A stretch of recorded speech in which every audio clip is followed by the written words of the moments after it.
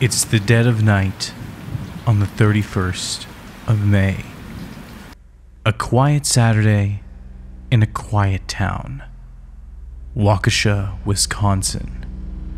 College kids are having their parties. High school kids are getting ready for their graduation ceremonies, gearing up to take their first real steps into adulthood. And somewhere out there in the woods, a young girl struggles, attempting to crawl to the street, bleeding from 19 stab wounds, holding onto her life by a thread. The oldest and strongest emotion of mankind is fear, and the oldest and strongest kind of fear is fear of the unknown. The late 2000s was the tail end of the Wild West era of the internet, and with it came a ton of new mediums that would redefine the way that we look at fiction and, of course, storytelling. The online space had become a haven for creativity, and with the ability to post stories to forums, create short films and web series on places like YouTube, or even use blog sites to host more long-form experiences, the world of horror would really begin to shift. The first big one was Ted the Caver, being one of the first and most influential pieces to ever find an audience. A dark and creepy tale that allowed the horror of caving and low-quality pictures that came with it to accentuate its nauseating and claustrophobic dread, long before anything paranormal or unbelievable ever happens. A few years later, we would see the rise of chain texts and emails, depicting vile and creepy images, usually paired with a horror story, beckoning us to send it along to a certain number of friends and family members in order to evade any curse or promise of harm. An example of this would be the undying meme of Carmen Winstead, with its typo-ridden drivel of a story summed up in a small text, letting its creepy picture do all the heavy lifting.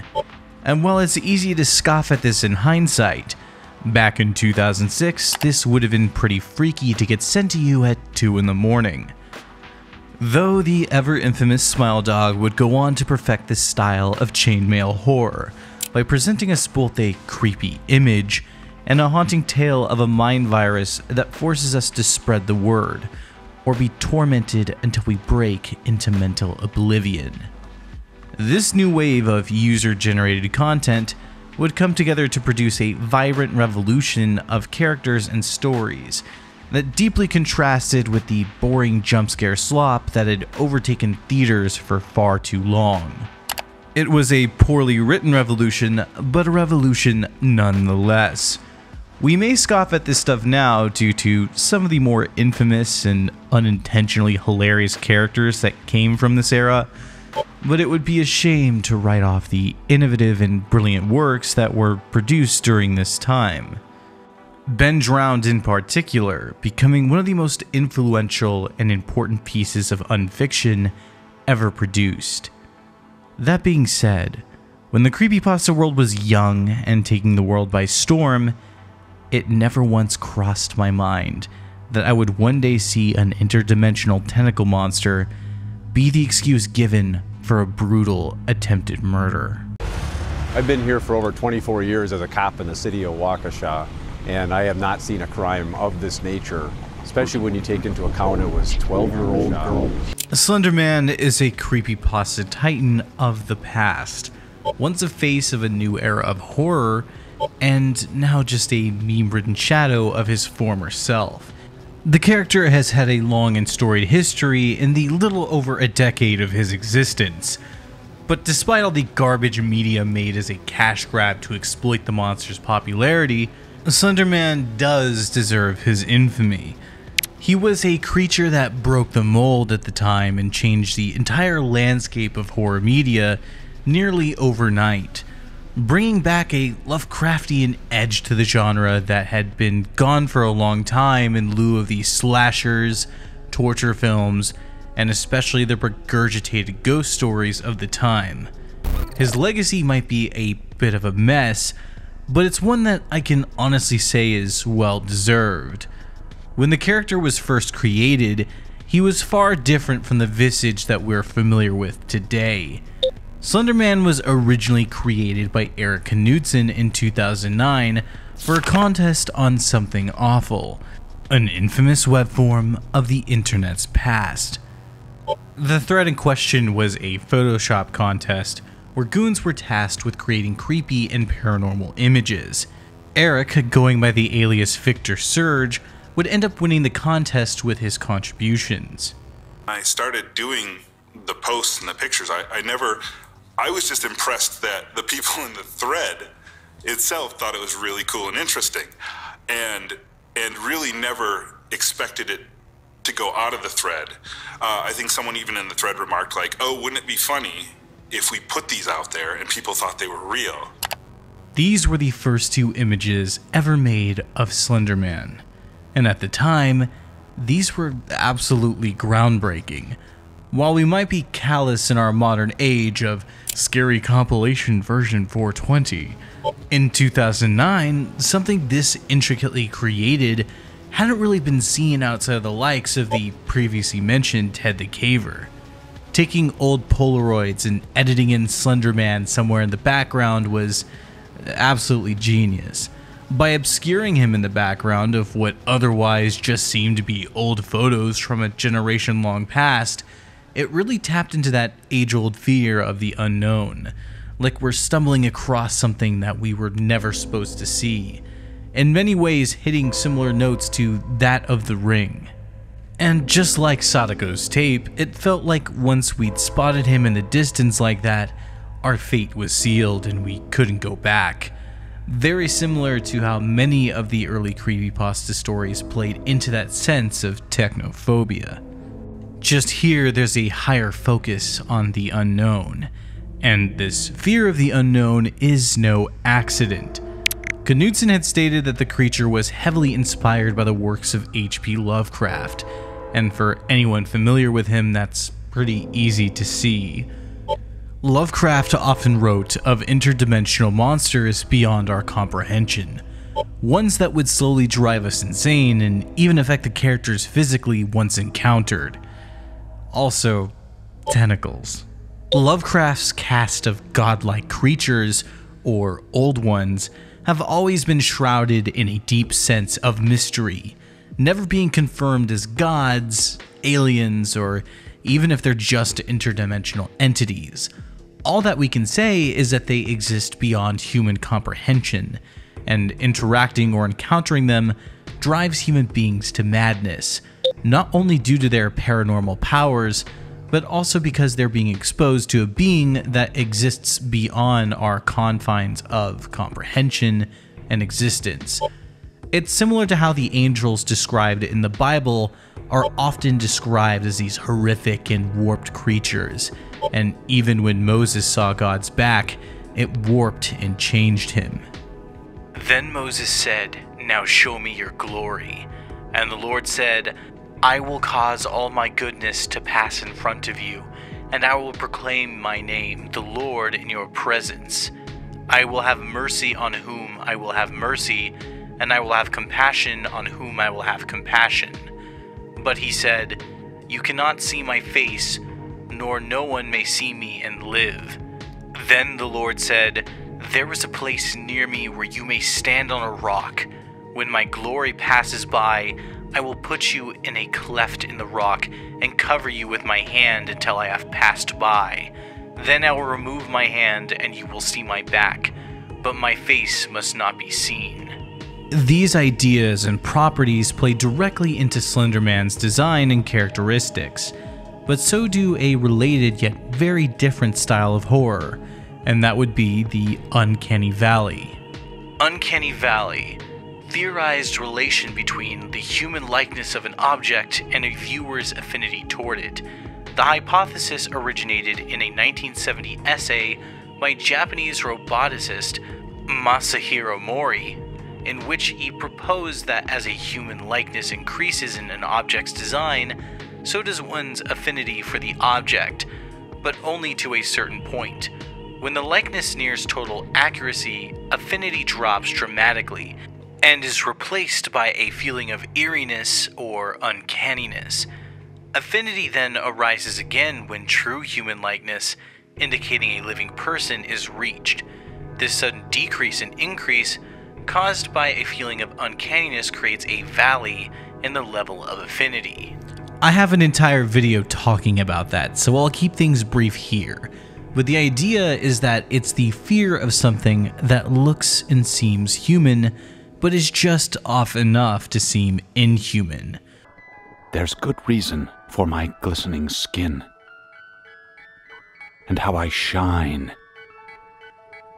and how my pores are so clean and clear. An oddly tall bald man in a suit fits that very well. To add to this, Slender Man has tendrils that protrude out of his back, and when in the distance staring at you from the woods, he almost blends in with the dead trees. All these elements bleed together to create the perfect storm of a scary monster, one that stalks in the background and could appear anywhere the least you expect him. Plus, the fear of what might be stalking us in the woods has been a common fear to man as long as we've wandered the earth.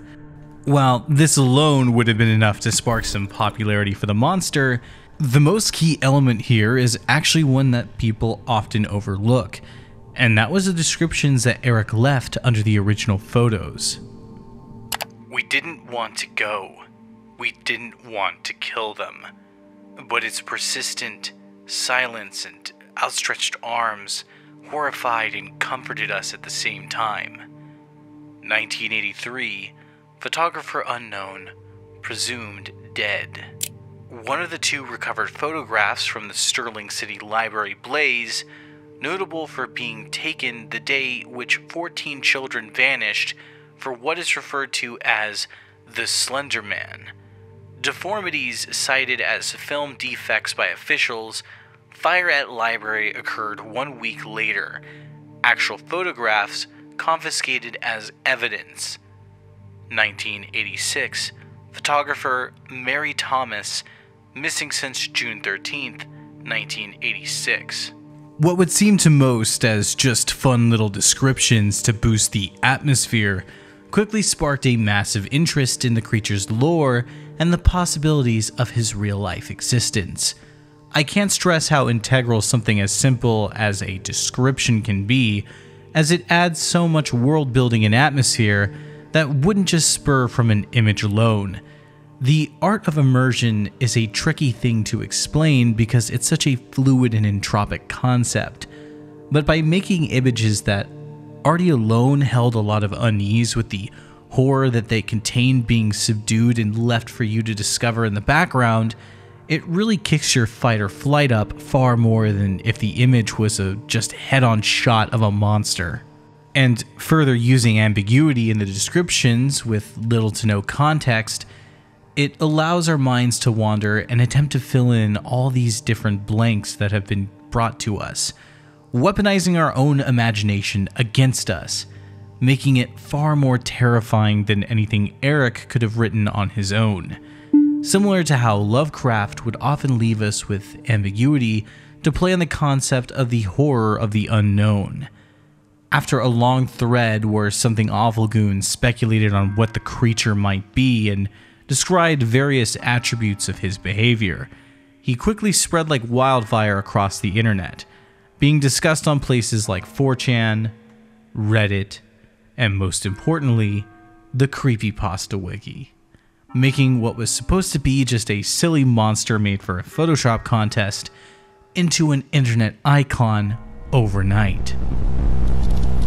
As for their alleged victim, she managed to survive the brutal attack, crawling out to this road, gasping for air, and catching the attention of a bicyclist who called 911. Almost immediately after his creation, Slender Man became a prime subject of the, at the time new, Creepypasta medium. Narration channels like Mr. Creepypasta, Creepypasta Jr., and Creepsmicpasta, and every other YouTuber with the word creeps in their name first popped up, Slenderman stories were their bread and butter. In the early days of the medium, there were original stories here and there, but when it came to, again, the scary spaghetti genre, most Titans writers would just stick to a cast of staple characters at the time, such as Jeff the Killer, Eyeless Jack, the Rake, and of course, that thing in the woods. The sheer volume of stories around these specific characters and different interpretations of them would play a huge role in not only developing them, but allowing them to appeal to pop culture. We laugh at the poorly written dribble of these characters in hindsight. I'm looking at you, buddy. But at the time, the bad writing and constant conflicts of character traits and events, and even what powers they possessed, really helped them become more believable. Similar to a lot of cryptids and the ambiguity and the inconsistencies with the way that they look and how they operate, a lot of these creepypasta characters worked in a similar way, and it really made them feel like internet-based urban legends or, again, modern cryptids. Slenderman was probably the best example of this, because as with various writers came various takes on his behaviors and powers. Some describe him as a distant but haunting force, slowly driving his victims insane. Others tell stories of our lanky friend doing his best Epstein impression and making children disappear. And others show him to be a visceral monster. And funny enough, this was a design choice by Knudsen himself. It's easy to describe, kind of his appearance and maybe kind of his method, like his methods, but to describe his motives is like impossible, because that's the whole point. He's like an open source creature. You can ascribe to him whatever trope or whatever you find frightening. And that's, I think, part of his, his appeal to a mass audience. Though across all these different interpretations did come some shared abilities, such as his presence causing electronics to malfunction and the creature's ability to teleport, as well as his tentacles and his proclivity to hide in the woods and abandoned and remote areas.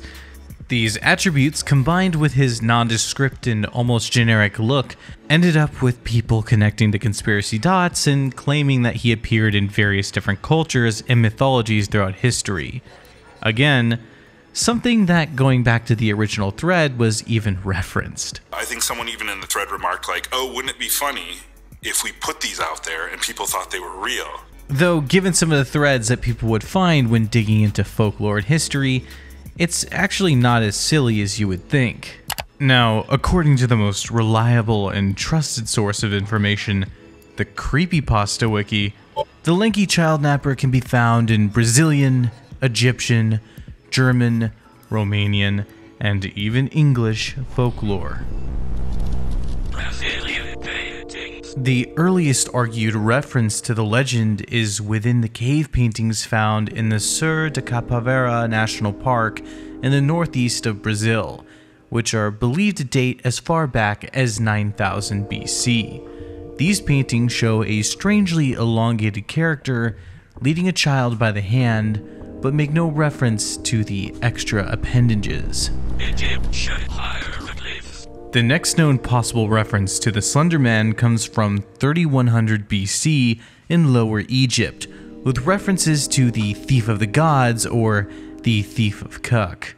Becoming commonplace during the reign of Pharaoh Wasner, hieroglyphic cavings representing the thief were found in the pharaoh's tomb, who was rumored to have had some kind of encounter with the entity. The carvings resemble a strange figure with multiple upper limbs, one that has never been found in any other hieroglyph language. Renowned German woodcutter Hans Freckenberg created at least 2 woodcuts featuring a character he described as Der Ritter, or the Knight, during the mid-16th century that was discovered in Hasselberg Castle in 1883. Whilst Freckenberg was well known for his realistic depictions of human anatomy, something that was unusual among woodcuts at the time, these pictures featured a skeletal, multi-limbed character. Historians are unsure of the exact symbolic nature of the character, with some claiming that it is a personification of the religious wars that raged in Europe at the time, while others say it represents the mysterious plagues that have been believed to be the reason for the mysterious abandoning of the Hasselberg Castle and the nearby village in 1543. However, many insist that Freckenberg was attempting to represent Der Gorbermann, the Tall Man, according to legend. He was a fairy who lived in the Black Forest. Bad children who crept into the woods at night would be relentlessly chased by Der Gorbermann, who wouldn't leave them be until he either caught them or they were forced to tell their parents of their wrongdoing. Even then, there is a chilling account from an old journal dating back to 1702. "My child, my Lars, he's gone, taken from his bed. The only thing that we found was a scrap of black clothing. It feels like cotton, but it's softer, thicker. Lars came into my bedroom yesterday screaming at the top of his lungs that the angel is outside. I asked him what he was talking about, and he told me some nonsense fairy story about Der Gorbermann. He said he went into the groves by our village and found one of my cows dead, hanging from a tree. I thought nothing of it at first, but now he's gone. We must find Lars, and my family must leave before we are killed. I'm sorry, my son. I should have listened. May God forgive me." Romanian mythology. There is also a Romanian fairy tale which tells the legend of the Tall Man, featuring this description which may have taken to refer to the Slender Man. "The Tall Man stood in a clearing, dressed as a nobleman, all in black. Shadows lay over him. Dark as a cloudy midnight, he had many arms, all long and boneless as snakes, all sharp as swords, and they writhed like worms on nails. He did not speak, but he made his intentions known." In the fairy tale, the Tall Man causes a mother to kill her husband and her child before he slid from a fireplace and clenched her in his burning embrace. All of these coincidences helped the at the time push to prove that Slender Man was a real creature, and bring some extra oomph and believability to the overflowing amount of stories that were absolutely flooding every website and YouTube channel that indulged in creepypasta or even paranormal content. But again, we can look at these attempts at realism and believability and snub our nose in hindsight, but we have to keep into account that most of the people indulging in this were not even just young adults, but teenagers and even middle school kids. So something like this, especially with the supposed references throughout history and different cultures, would actually be extremely believable. But there was another big aspect to this, and that was the growing scene of unfiction and ARGs. Things that many young creators were doing that would seem a little too real to those who wanted to believe, especially at a time when skepticism was not exactly the most common thing on the internet. So now we introduce the Slenderverse.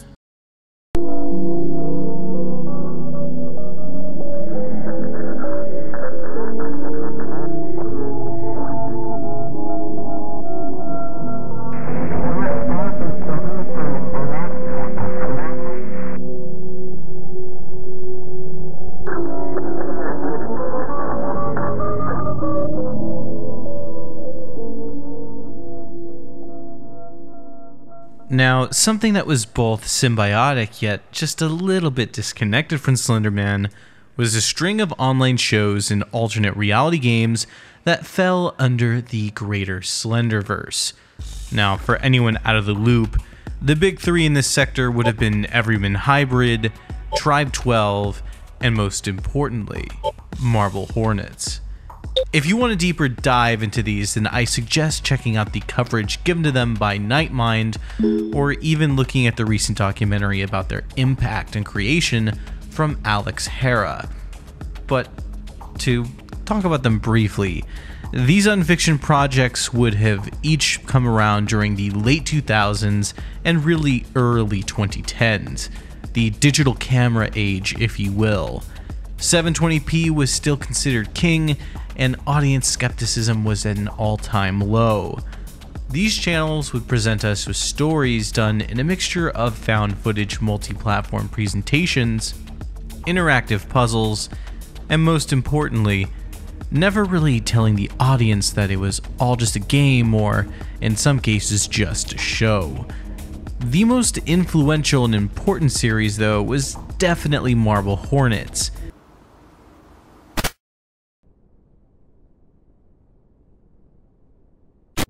Marble Hornets was a series that really took that whole found footage, just distorted, grungy aesthetic of something like the Blair Witch Project and mixed it with the mind-melting puzzles and constant fuckery of a book like House of Leaves.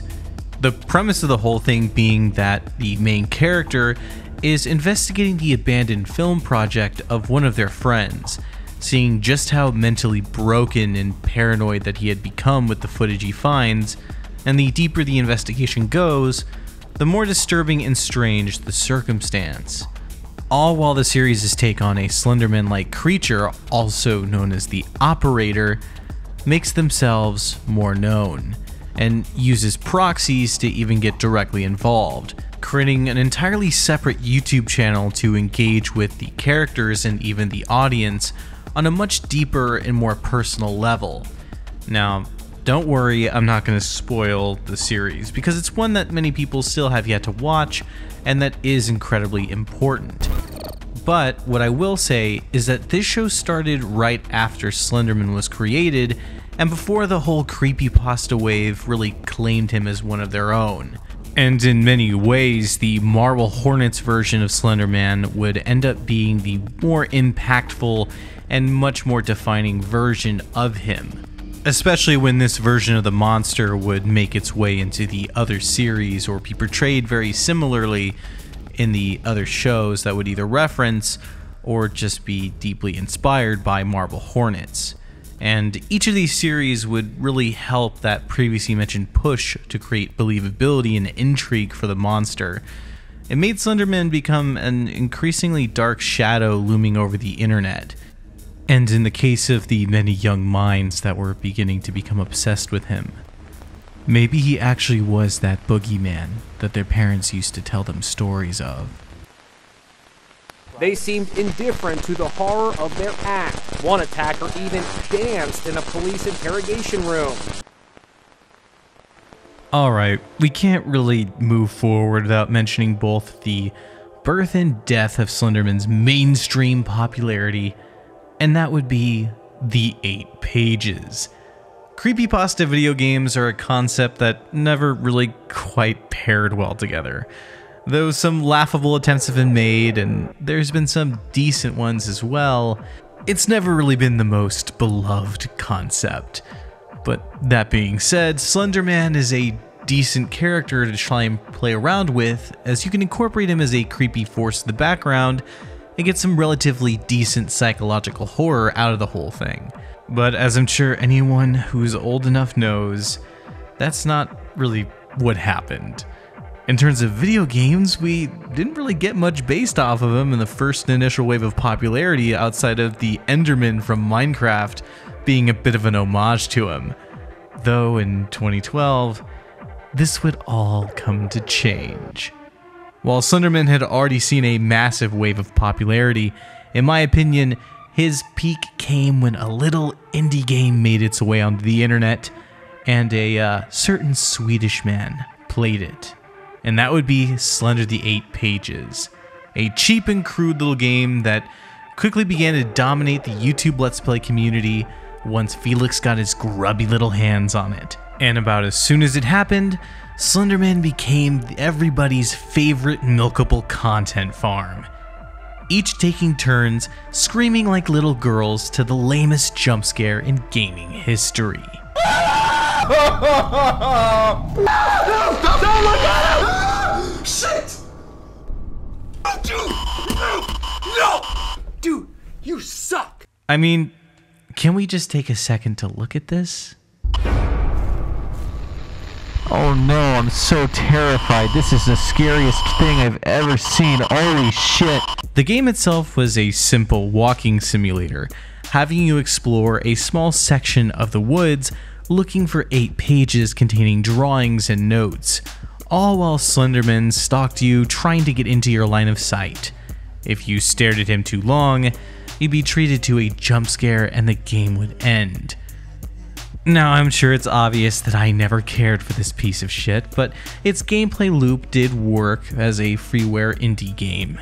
And the massive wave of popularity that spread from all these different Let's Plays would give Slenderman some fresh blood, as his stories were beginning to fade in popularity during this era. And this would really boost the entirety of Creepypasta's popularity and reinvigorate it into a much larger and more dedicated little base. And with this success came an unrelenting flood of Slender games, and introducing the creature to a legion of children who would soon become fanatical and obsessed in a way that would only be beaten by Freddy Fazbear a few short years later. And with this new Slender mania, you had more games coming out, trying to catch that same lightning in a bottle. You had creatively titled projects like Slender the 9 Pages, Haunt the Real Slender, and many other absolutely original clones of this game. Eventually though, a much higher budgeted title named Slender the Arrival would come onto the market, boasting some pretty impressive graphics for the time, but the gameplay would leave a lot to be desired, and then the overall experience only lasted just a couple of hours. And by the time this came out around 2014, Slenderman was beginning to fade in popularity. His admittedly impressive 5-year run was really reaching its end. However, that didn't stop Sony from putting out a film 6 years too late in 2018. An exploitative piece of shit that I can't help but think was only brought to life solely due to the Leutner Incident. Yeah, I guess now is the best time to bring that up. Now to Wisconsin tonight, where a judge is now deciding whether 2 young girls, 12 at the time, should be tried as adults. Authorities say they lured their friend, a 12-year-old, into the woods and attacked her, all to impress a fictional character on the internet, Slender Man. Tonight, the interrogation tapes released. It really seems that no matter what it is, when something gets big enough, it will almost always inspire a tragedy at some point. And back in 2014, at David's Park in Waukesha, Wisconsin, this threshold was broken when the tragic case of Peyton Leutner unfolded. Now, by now I'm sure most of you have heard of the infamous attempted murder that was blamed on Slenderman, an event that seems almost so ridiculous that it couldn't be real. But considering that even Invader Zim was blamed for a horrific crime, it really shouldn't be all that surprising. Though unlike Dark Harvest, Slender Man was directly used as a motive rather than thrown out as a half-hearted excuse in court. When you guys were walking, you thought you saw Slender as you were walking? This was after Morgan stabbed her. And he has tendrils that are very sharp. Do you see him in your dreams, or where do you see him at? Oh, I've seen him in my dreams. Peyton Leutner was targeted by Anissa Weier and Morgan Gazer, a pair of 12-year-old girls who had for some time maintained a faux friendship with Peyton long after things had ultimately soured and they had just chosen to use her for their own ideas. According to their story, the two had hatched a bit of a scheme, one to get Leutner alone in the woods where they could safely slice her up as a sacrifice to the almighty Slender Man, all in a hope that if they successfully killed her, they would become his proxies, much like those seen in the Marble Hornet series. And after this, they would even get to go live happily ever after in his Slender Mansion. On May 31st, 2014, Weier and Gazer would commit to this plan and bring Leutner to the woods near David's Park, all under the idea of playing a simple game of hide-and-seek. Weier would at some point convince Leutner to hide by laying face down in the dirt and cover herself in some foliage. And this is where the true horror would really begin. Once pinned down, the pair of psychopaths would stab Leutner 19 times across her legs, arms, and torso. And once Gazer and Wire thought that they had finished her, they left her to die, half-heartedly telling her that they would get her some help, only to leave her there for dead. She was within a millimeter of her life. She was within a millimeter of one of the stab wounds striking a major artery to her heart, along with the other 18 stab wounds that she had. Whether it was some childlike iron will to live or divine intervention by God himself, miraculously, Leutner actually survived and was able to crawl to a nearby road where she was found by a cyclist. As for their alleged victim, she managed to survive the brutal attack, crawling out to this road, gasping for air, and catching the attention of a bicyclist who called 911. She's laying on the grass. Is there any bleeding going on? Her clothing has got blood on it. While she suffered some ghastly and horrific injuries, she did make it to the other side alive.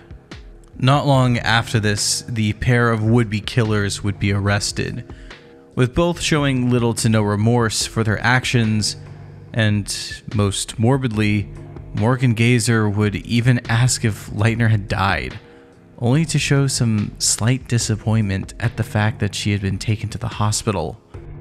Do you know what happened to Bella? What happened to Bella? Is Bella your friend? She's not Anissa, she's the one who was stabbed. Stabbed? I'm not really sure. Is she dead? I don't know. She was taken to the hospital. Maybe no. What? I was just wondering. During the psychoanalysis of these two girls, Wire expressed regret for attacking Leutner, while Geyser didn't express even a shred of empathy. The would-be murderers were found not guilty and to be suffering from mental disease or defect by court, getting sentenced to 20 to 40 years respectively. Regardless of their age or mental state, once they were in the hot seat of the interrogation room, both would bring up Slender Man and would try to throw each other under the bus as to who initiated the idea of killing Peyton. Who stabbed her first? I think Anissa stabbed her first, and then I continued, and then she was like, Morgan, make sure she doesn't escape. She told me that she got her in the lung right here 6 times, and then in the leg a few times. No longer showing that devotion or willingness to act as Slenderman's proxies, who they were trying to state they were apparently devoted enough to and afraid of the consequences of not pleasing him enough to stab their supposed friend 19 times. On a positive note, however, Peyton Leutner would make a miraculous recovery. And while I'm sure she still suffers from the incident in various ways, the fact that such a young girl had the willpower to push through and survive an attack that very well should have ended her life that night is not only commendable, but outright inspiring. And I hope that Leutner can continue to live on with a happy life now that this horrific experience is behind her. Slender Man is an infamous character, and one that will go down in horror history. While some of you might find that statement just to be a little silly, can you really deny it? Slender Man played a key role in popularizing not only creepypasta, but the indie horror game space, reigniting the popularity of horror games in general. You gotta remember, during this time, almost every major series that was popular had kind of died off, with Amnesia really being the only one left. As well as he is the inspiration, and if you get rid of the operator name or some of the other silly names given to him, the most popular character in a lot of these early ARGs, ones that have become some of the most synonymous with the internet and the unfiction space, as well as just having really good web series that have tons of influence as well. You can see a lot of this in modern horror movies as well. And that's not even just bringing up the influence that the Slenderverse has had on the ARG space itself. it's all a bit surreal to think that a simple Photoshop contest entry on some niche internet forum could balloon into a media empire, all off the back of just some creepy images and poorly written stories on old web forums. While it is extremely questionable whether we'll ever see that thing in the woods come back to the mainstream, especially after his image has been extremely tainted due to the Leutner Incident and the tragic events of that night in May, who's really to say? All we really can look at this point is the fact that the events that happened have forever tainted the internet's most infamous boogeyman to the monster that inspired an attempted murder, for better or for worse. Wait, hold on one moment. Let's go back to the original Photoshop contest, because I think I saw something interesting. Yeah, the OP, his name. Gary G. Oh. Well, I guess it's time we talk about Japanoise music and civil unrest. True beauty is something that attacks, overpowers, robs, and finally destroys. Perfect purity is possible if you turn your life into a line of poetry written with a splash of blood.